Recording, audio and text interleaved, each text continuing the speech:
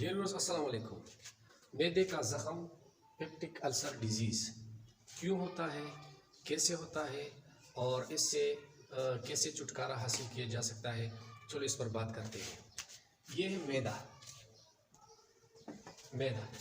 ये है D sales, इन D खुलिए। ये मैदे के अंदर मुख्तलिफ़ किस्म की खुलिए हैं जो मुख्तलिफ़ किस्म के फंक्शन सर अंजाम देते हैं। ये है पेरिटल सेल्स। पेरिटल सेल्स ये HCl, मैदे का जो HCl है, हाइड्रोक्लोरिक एसिड, ये इसको रिलीज करता है, HCl। ये है, इधर है जी सेल्स। जी सेल्स ये जो हाइड्रोक्लोरिक एसिड है HCl, इसको नॉर्मलाइज रखते हैं, नॉर्मलाइज HCl। इधर है ECl सेल्स। ECl सेल्स ये ग़िज़ा के डाइजेशन में भी रोल अदा करते हैं और इसके साथ एंटी हिस्टामीन भी रिलीज करते हैं। हिस्टामीन हमारे जो डिफेंस मैकेनिज्म है उसमें हिस्टामीन रोल अदा करते हैं। एक किस्म के सेल्स हैं जो इधर हैं, चीफ सेल्स।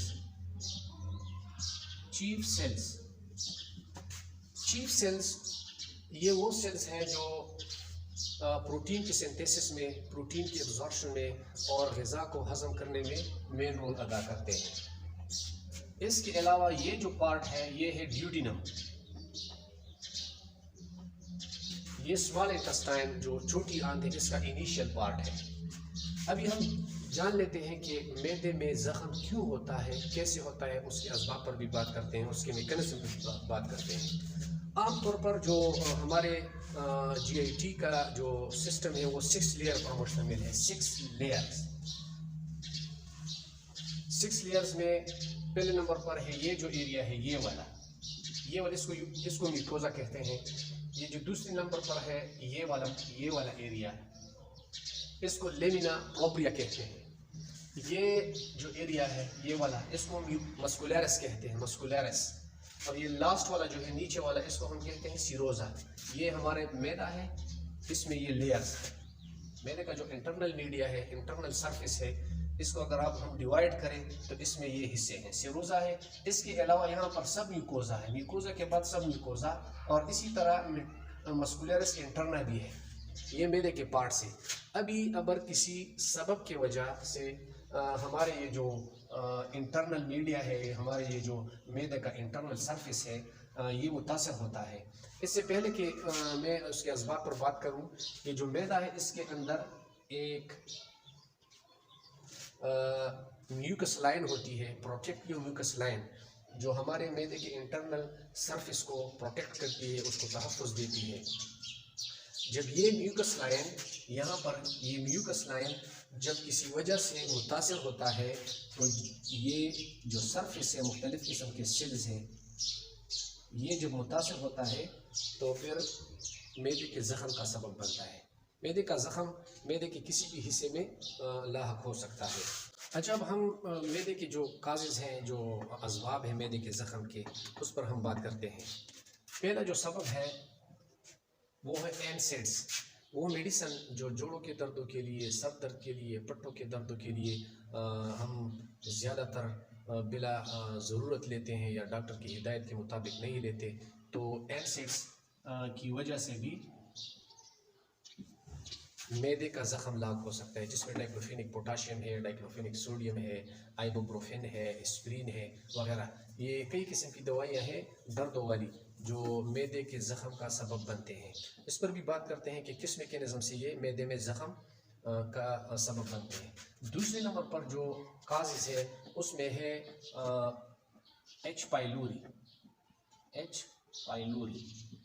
पाइलोरी एक किस्म का बैक्टीरिया है जो आलूदा ग़िज़ा और आलूदा पानी के ज़रिए हमारे मैदे तक जाता है, और फिर वहाँ ये जो म्यूकस प्रोटेक्टिव लाइन है, जो हमारे डिफरेंट टाइप्स ऑफ सेल्स है जो एब्जॉर्प्शन में और खुराक के हज़म करने में मदद देते हैं, उसको इनहिबिट करते हैं, उसको मुतासर करते हैं और मैदे के ज़ख़म का सबब बनते हैं। तीसरी नंबर पर है अल्कोहल और कूल ड्रिंक्स और अल्कोहल का इस्तेमाल भी ज़्यादातर जो लोग अल्कोहल और कूल ड्रिंक्स का इस्तेमाल करते हैं उसको भी मैदे के ज़ख़म लाभ हो सकते। इसके साथ साथ स्मोकिंग भी मैदे के ज़ख़म का सबब बन सकता है।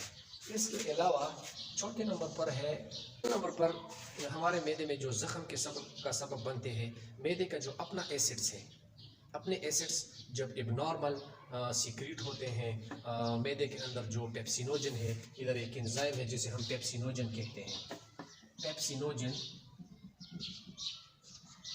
पेप्सिनोजन एक एंजाइम है जो हमारे ग़िज़ा को हज़म करने में मेन रोल अदा करता है। अभी पेप्सिनोजन और HCl एसिड्स की जो सीक्रेशन है वो एबनॉर्मल हो जाती है इन काजेज़ की वजह से, एसिड्स की वजह से, H. pylori की वजह से, अल्कोहल की वजह से, कोल्ड ड्रिंक्स की वजह से। ये जो प्रोटेक्टिव लाइन है मैदे के अंदर, ये जो प्रोटेक्टिव लाइन है इसको कहते हैं म्यूकस लाइन। जब ये म्यूकस लाइन मुतासर होता है तो मैदे के अंदर ब्रेक डाउन होती है, डैमेज होता है, कोई एरिया छाला पड़ता है जिसकी वजह से मैदे का ज़ख़म लाग हो सकता है। तो एसिड्स ये मैदे के अपने जो एसिड्स है उसके एबनॉर्मल सिक्रीशन की वजह से भी मैदे का ज़ख़म लाग हो सकता है।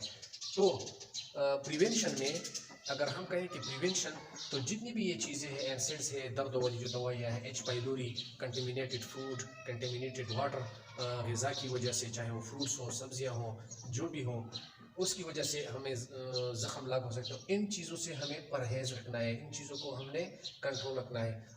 इसके अलावा हमने अपनी लाइफस्टाइल को भी चेंज करना है, अपनी डाइट शेड्यूल पे भी हमने तवज्जो देनी है। तो मैदे का ज़ख़म आजकल पूरी दुनिया में बड़ी तेज़ी से फैल रहा है और इसके यही वजूहात हैं कि हम अपना लाइफस्टाइल और अपनी डाइट शेड्यूल पर गौर नहीं करते। तो अगली वीडियो में हम इसके जो अलामात हैं मैदे के ज़ख़म के और मैदे के ज़ख़म के जो इलाज हैं उस पर हम बात करेंगे। तब के लिए इजाज़त दीजिए। अस्सलाम वालेकुम।